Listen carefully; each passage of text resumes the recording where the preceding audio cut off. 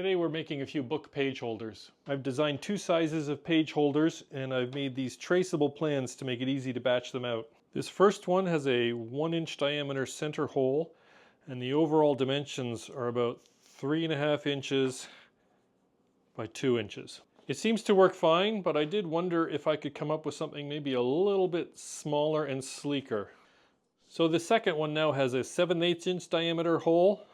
The overall length is still the same at 3.5 inches, but I've also reduced the height, so it's only about 1.5 inches at the tallest point. It is definitely a little bit tighter around my thumb, but overall I like the smaller size. But really, both of them will do. My thumb is about 1 inch across at the knuckle, so large hands. But really, I wouldn't get hung up on size. These are easy enough to make that I would just make several and then decide which ones you like better. So that's the overall dimensions, but as for thickness, to be honest, I didn't even measure the thickness when I made my prototypes. I just went rustling through my scrap bin until I found something that I liked and looked about right. And it just so happens that, you know, this one is about 5/8 of an inch thick and this one is about 1/2 inch thick. I don't think I'd go much thinner than 1/2 inch, but you know, pick up your book and try something and just see, you know, what holds the pages well. So let's take a closer look at my pattern page. For my first one, this is your basic diamond shape. There's a bit of an arc on the bottom, which nestles nicely into the pages, and I placed that same arc on the bottom of all of the patterns that I came up with. For the second one, I went a bit more nerdy with a Batman type shape. That's the one I'm going to be cutting out next. And for the third one, I just came with a simple curved top arch design. And I figured that was enough. I mean, how many do I need? But there was still room on the page, so I put another pattern here. And so with this last one, I just drew the basic shape and I made the arc for the bottom, but I have not filled in the top. I'm just waiting for some inspiration, and you can just hand draw something there, whatever strikes my fancy. Just start Googling for book holder or book page holder or wooden book holder or something like that, and you'll find all kinds of ideas for some pattern that you might like to make. Since Batman is the Dark Knight, I found a chunk of walnut in my stash. And I also found some leftovers from the snowflakes that I recently made. I'm going to see if I can make some out of this one too. I find this piece a bit on the thick side. It's almost 7/8 of an inch thick, and I'm going to take it down on the table saw so that it's only 1/2 inch thick. And at the same time, I'll rip it down to the 1.5 inch width that I need. The beauty of a traceable pattern like this is I can just cut it out and then stick it to the wood and then cut around the lines.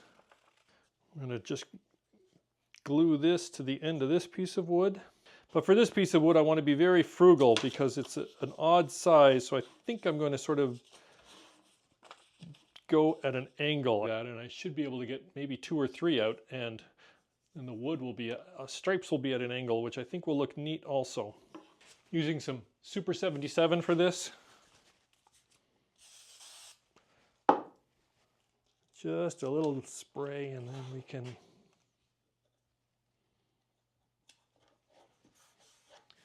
put that one right there.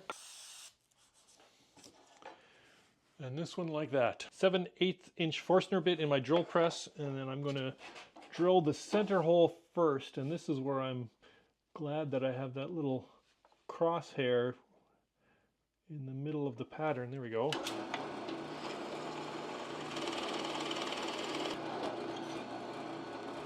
That's one.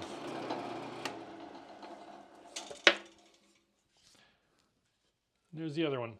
So I was noticing these arcs on the top of my Batman logo, and I wondered about drilling them out, but I think these are too shallow. But this one is about half a circle, so I'm going to switch the drill bit and then see if I can drill that one out. Looks like the 1/2 inch drill bit is just a little bit smaller, which is perfect. So a lot of fiddling with arranging it. I have it pinched between 2 pieces of clamped wood, and we're going to go real slow.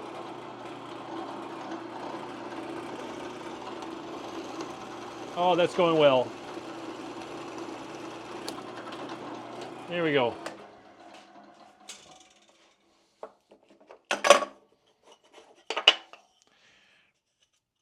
That went well.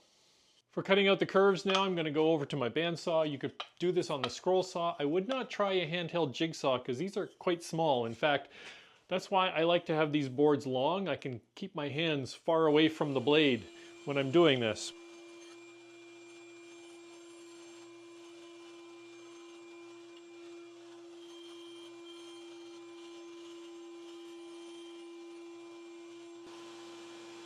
This is where it's nice having the pattern. I'm just following along the lines, but just staying outside the line because we'll finish that up with the sander and make it nicely to the line. And now for Batman.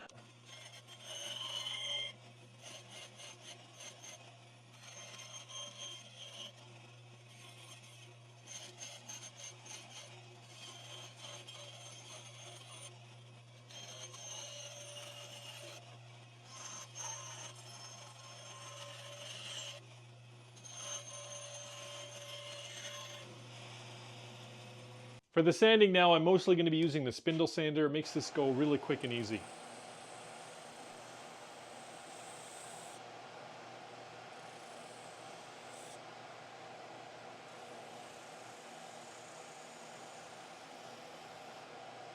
I do need to change the size of the spindle in the middle.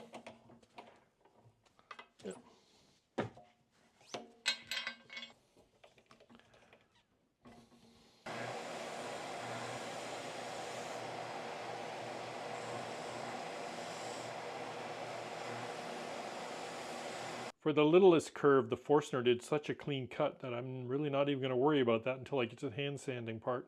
And for the outside curves, I'm going to use my disc sander, though a belt sander or a random orbit sander or many other sanders will do the outside curves. It's the inside curves where the spindle sander really shines. Little projects are so much fun. I'm not even sure that was a minute per machine. And I don't need the patterns anymore, and so then we peel off the paper, and that can be a bit of a pain depending on if the how much glue you used, but just a little bit of light scraping with the chisel usually takes it off. For the next step, I've got the tiniest of round over bits in my little palm router, and I have a auxiliary base plate which for something like this kind of turns it into a little router table. I just balance it on its battery, and then I can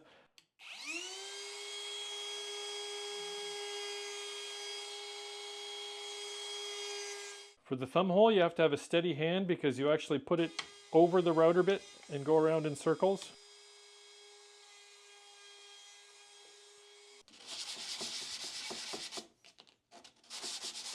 You want to make sure you feel all the edges so that there's no points or sharp bits, because this is kind of like a fidget toy, you know. You don't want it scratching or being uncomfortable in the hand. I'm sanding it to 220 here, so it's nice and silky smooth. So I sanded up the prototypes also, and now I'm going to hit them with some lacquer. And it's winter time and I'm in a basement shop, so this looks kind of funny, but I got an exhaust fan in the window and I'm putting these right up here so that the lacquer can get blown outside instead of into my face. Hang on while I get my mask.